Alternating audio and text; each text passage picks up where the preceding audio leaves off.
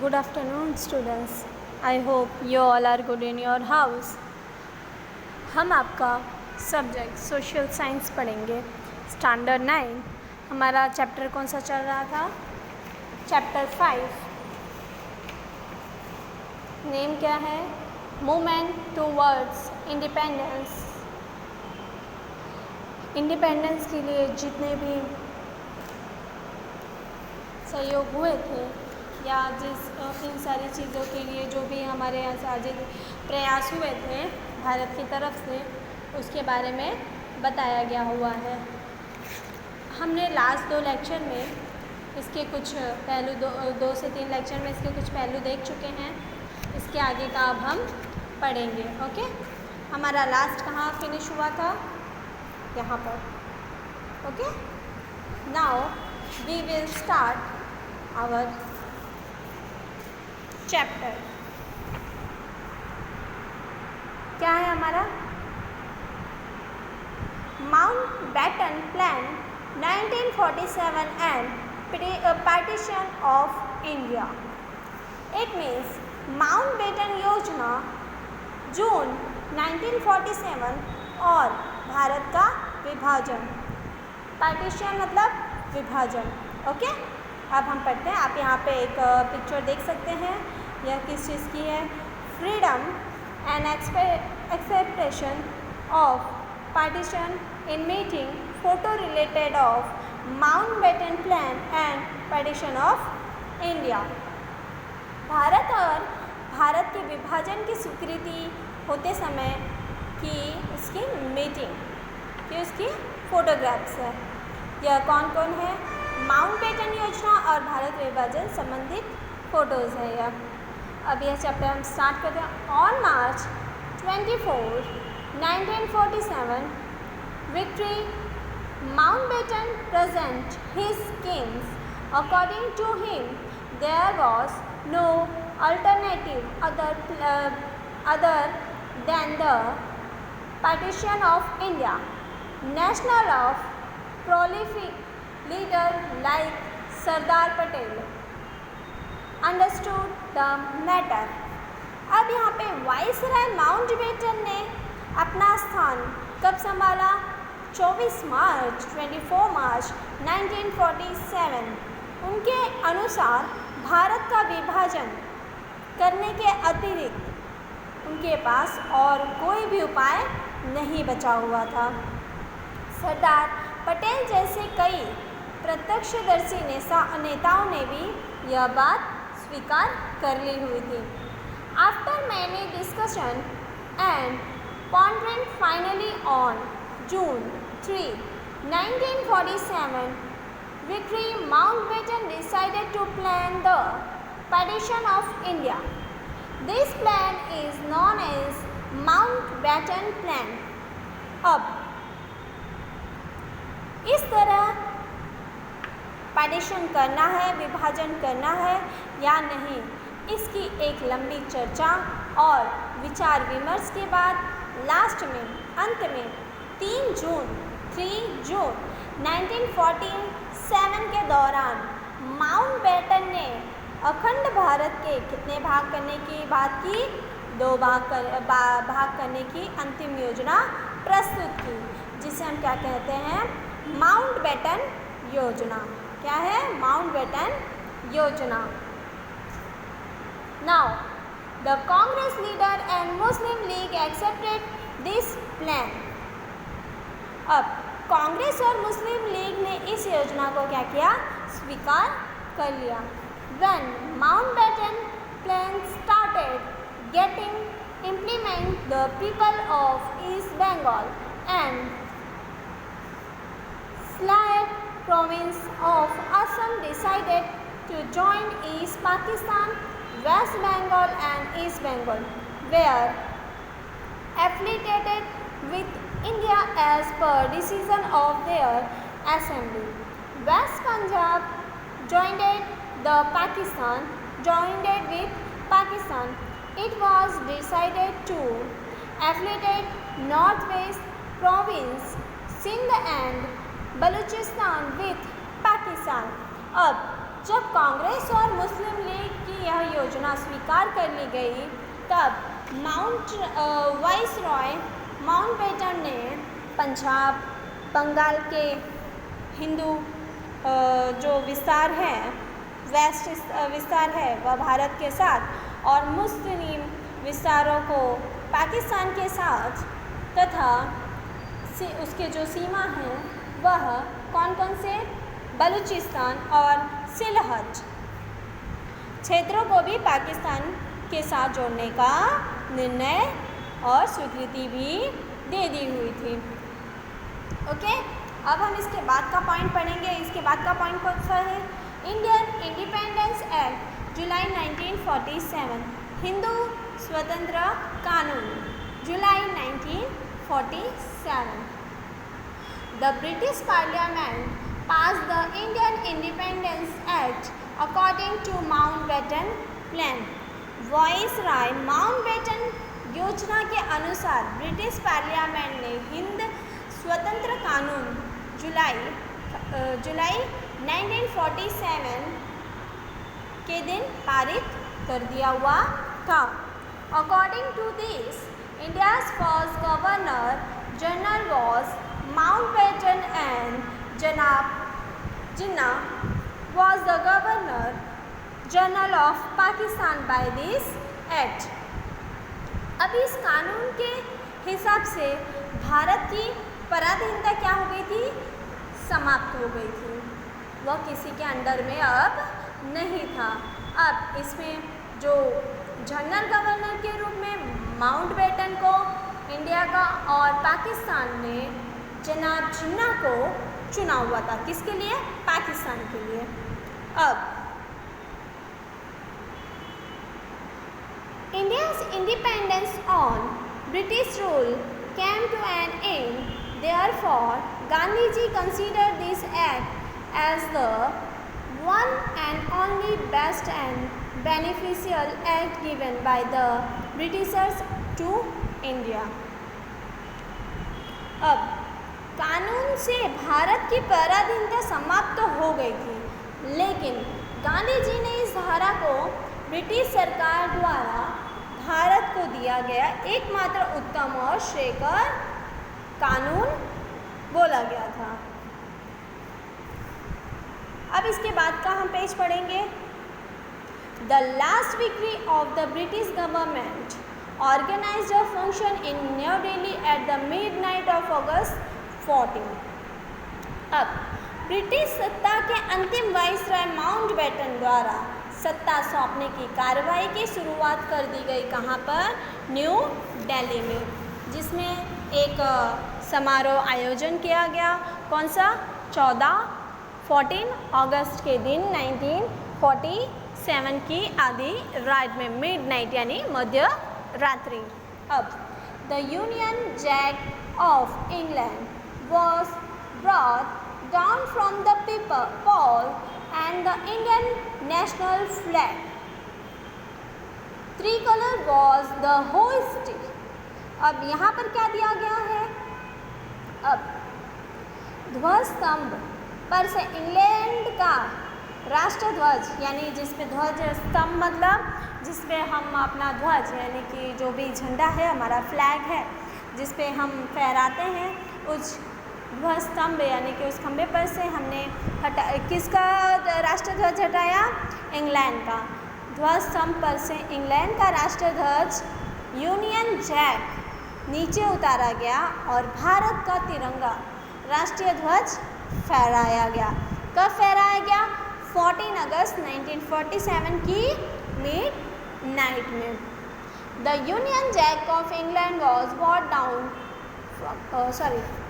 The documents attributing independence to India were handed over by Mountbatten to C. Rajagopalachari, the first Governor General of Independence India.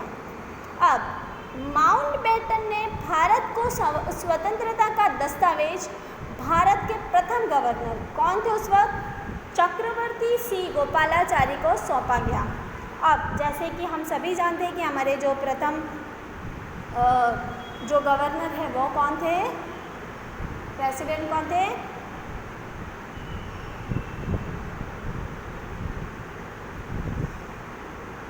और उस वक्त कौन हुए, Mountbatten किस प्रथम governor general कौन हुए, नियुक्त हुए थे उसी वक्त चक्रवर्ती श्री गोपालाचारी, उनको दे दिया गया। Entire atmosphere was full of excitement. Entire process of transfer of power was completed August 15, 1947, an excellent dawn for India. All celebrated the first Independence Festival very pleasantly and cheerfully in the entire country. Everywhere people hung torans, a good omen, on doors. Sweets were distributed in schools. Many people who had taken vow felt relieved on its fulfillment. But Gandhiji was shocked due to the partition of India, and therefore he had deeply plunged into grief. The grief into meditation. अब 14 अगस्त 1947 की मध्य रात्रि में जब राष्ट्रीय स्तंभ से England का झंडा उतारा गया और भारत का तिरंगा राष्ट्रध्वज फहराया गया और जो भी स्वतंत्रता के जो दस्तावेज थे वह भारत के प्रथम जनरल गवर्नर यानी कि चक्रवर्ती श्री गोपालाचारी को दिया गया, सत्ता हस्तांतरित कर दी गई, यह सारी कार्यवाही पूरी कर दी गई, तो जिसके कारण ऑल एटमॉस्फेयर यानी कि समग्र एटमॉस्फेयर मतलब वातावरण, पूरा का पूरा वातावरण हर्षोल्लास से यानी कि हैप्पीनेस से गूंज उठा, वातावरण हर्षोल्लास की लहरों से गूंज उठा। 15 अगस्त 1947 का सुंदर प्रभात यानी कि जो मॉर्निंग होती है, 15 अगस्त 1947 की जो मॉर्निंग थी वह मॉर्निंग हुई वह बहुत ही ज़्यादा ही अच्छी थी। समस्त भारत की जनता ने आनंद और उल्लास से प्रथम स्वतंत्रता दिवस के समारोह को मनाया हुआ था। जगह जगह तोरण बांधे थे और विद्यालय में मिठाइयाँ बांटी गई। सभी ने प्रतिज्ञा पूरी होने से राहत अनुभव किया। लेकिन जो महात्मा गांधी थे वह हिंद विभाजन से दुखी होने से वे गहरे शोक और चिंतन में डूब गए थे। क्लियर हो गया सबको? ओके, अब हम इसके बाद का पढ़ेंगे। क्या है point? India become independence and the immediate problem of it. स्वतंत्र भारत और उसके समक्ष तत्कालीन समस्याएं, हम इसके बारे में पढ़ेंगे। India and Pakistan to separated. Independent nations come into existence as a result of Mountbatten Plan and Indian Independence Act 1947. Mountbatten योजना और हिंद स्वतंत्र धारा एक्ट इंडिया इंडिपेंडेंस एक्ट 1947 के परिणाम स्वरूप हिंदुस्तान की विभाजित यानी स्वतंत्र भारत और पाकिस्तान यह दो स्वतंत्र राष्ट्र हो गए थे। अब इसमें क्या था? The resolution to the following problems had to be found out. First, recognisation of military force. Second, dispute over assets and properties. Third, debits and credits. Fourth, problem and settlement of refugees. Fifth, public service and the agreement of civil servants and administrative staff. Sixth, democracy of international boundaries on eastern and western side of India to be fixed, etc. अब India और पाकिस्तान अलग अलग दो स्वतंत्र राष्ट्र तो हो गए थे, लेकिन उनके सामने बहुत सारी ऐसी प्रॉब्लम्स खड़ी हो गई थी, तत्कालीन समस्याएं खड़ी हो गई थी। तो फर्स्ट हमने क्या पढ़ाया था, रिकॉग्नाइजेशन ऑफ मिलिट्री फोर्स, सैनिकों की व्यवस्था। सेकंड, अब हमारा राज्य तो हमारा देश तो स्वतंत्र हो गया, लेकिन सैनिकों की व्यवस्था भी तो हमें करनी पड़ेगी। Second, disputes over assets and properties, properties को और जमीन और प्रॉपर्टीज़ को लेकर के संपत्ति संबंधी समस्याएं भी खड़ी हो गई। Third number, debits and credits, अब लेन देन का हिसाब भी तो करना था। Fourth number, problems and settlement of refugees, निराश्रित की समस्याएं, public service and the arrangement of civil servant and administrative staff. अब सार्वजनिक सेवाएं यानी पब्लिक सर्विस, सार्वजनिक सेवाएं और उसके लिए अधिकारी और प्रशासनिक तंत्र की व्यवस्था। अब इसके उपरांत 6 नंबर में क्या है, democratic of India, international boundaries on eastern and western side of India to be fix etcetera. अब भारत के पश्चिम में स्थित पश्चिमी पाकिस्तान और पूर्वी तरफ से पूर्वी पाकिस्तान के अंतर्राष्ट्रीय सीमाएं निर्धारित करना भी एक समस्या हमारे लिए खड़ी हो गई थी। अब हम इसके बाद वाला पढ़ेंगे, या okay. A 5-member committee consisting of 2 representatives each from India and Pakistan was formed under an chairmanship of Lord Mountbatten। अब इस परिस्थिति में निराकरण के लिए माउंटबेटन की अध्यक्षता में ही भारत पाकिस्तान के दो मिलकर 5 प्रतिनिधि की समिति नियुक्त की गई थी। The committee appointed different commission consisting of experts of relevant subjects to solve all the problems। अब यह जो समिति बनी हुई थी, दो को मिलकर 5 लोगों की जो समिति बनी हुई थी, इस समिति ने ऐसे प्रश्नों को हल करने के लिए सभी संबंधित प्रश्नों को जानकर विशेषज्ञों की अलग अलग सीमित नियुक्ति की थी। और मतभेद की स्थिति में भारत के भूतपूर्व, अब हम पढ़ेंगे, in case of any difference of opinion. अब इसमें कुछ लोगों की ओपिनियन मैच नहीं हो रही थी, जिसके कारण मतभेद उत्पन्न हुआ।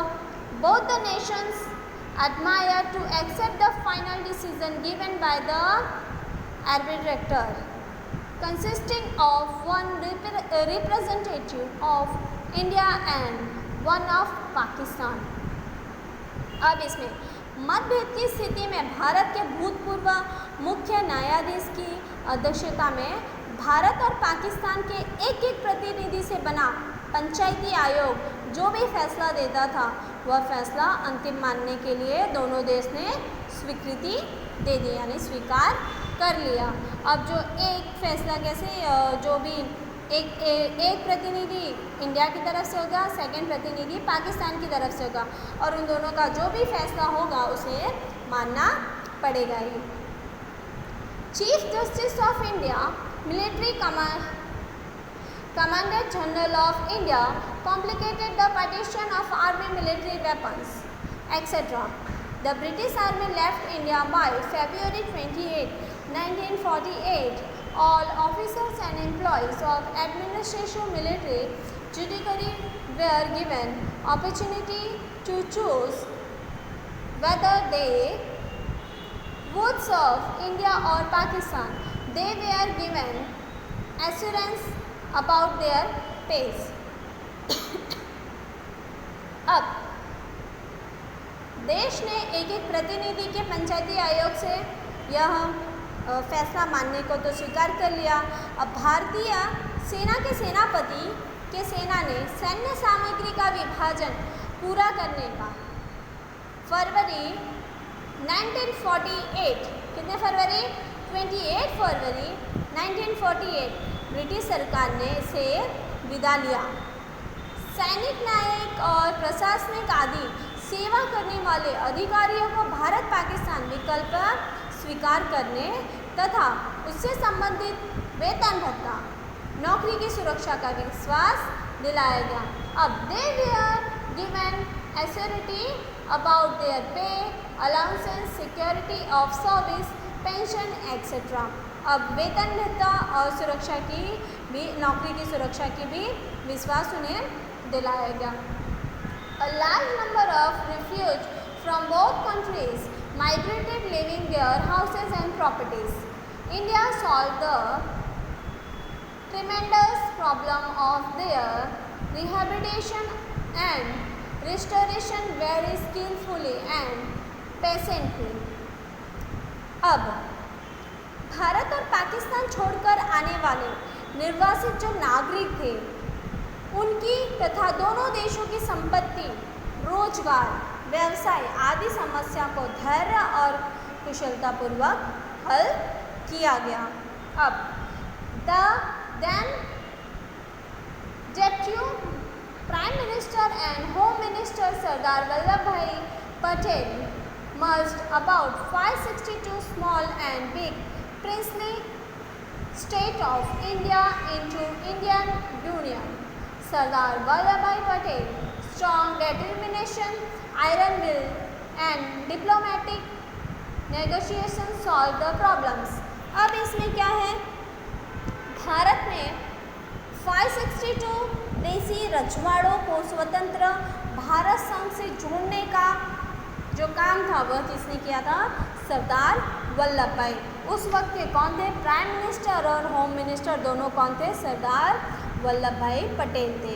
उन्होंने अपने दृढ़ निश्चय, लौ मनोबल और कूटनीति से पूरी की पूरी बातचीत से उसे सॉल्व किया।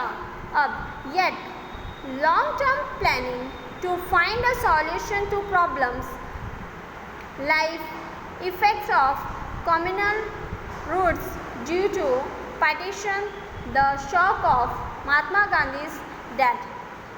लेकिन विभाजन के कारण हुए कौमी दंगों, यानी जो कौम वाले हिंदू धर्म और मुस्लिम धर्म या और भी जो कौम थे उनके जो दंगे थे उससे प्रभावित महात्मा गांधी जी की हत्या। अब जिस दिन हमें आज़ादी प्राप्त हुई थी और उसके कुछ ही दिनों बाद महात्मा गांधी की हत्या कर दी गई। हत्या किसने की हुई थी महात्मा गांधी की, नाथूराम गोडसे ने की हुई थी। वो भी एक जो सभा सम्मेलन था उसमें किया गया था। अब इन सब चीज़ों से कौमी दंगों का प्रभाव और गांधी जी की हत्या का आघात, स्वतंत्र भारत को सुशासन देकर स्वावलंबी बनाना, यह सब किसका काम था, Sardar Vallabh Bhai Patel. Mahatma Gandhi to make independence India self reliant with the help of government, good governance, the weak condition of Indian agriculture to create an atmosphere of peace and tranquilities in the country, the external internal security of the country etcetera become necessary. अब इन सब के कारण भी यह सारी problems जो थी, यानी कौमी दंगों का प्रभाव, महात्मा गांधी जी की हत्या, स्वतंत्रता भारत के अनुसार, इसके बाद भी जो हमारा इंडिया है यानी भारत है उसे स्वावलंबी बनाना था, सेल्फ डिपेंडेंट बनाना था। कृषि क्षेत्र की जो कमजोरियां स्थित उत्पन्न हो रही थी वह देश में शांति और सुलह का वातावरण तैयार किया गया। देश की आंतरिक और बाह्य सुरक्षा जैसे प्रश्नों आदि विषयों के निराकरण के लिए दीर्घकालीन योजना बनाना भी आवश्यक बन गया था, यानी लॉन्ग टर्म प्लानिंग भी हमें करनी पड़ गई थी। अब यह चैप्टर हमारा यहीं पे फिनिश होता है। आप लोगों को क्वेश्चन एंड आंसर कंप्लीट करना है। ओके, एक्सरसाइज आपको कंप्लीट करनी है नोटबुक्स में। अब हम नेक्स्ट चैप्टर हमारा नेक्स्ट डे हम पढ़ेंगे। Till then stay safe, stay home.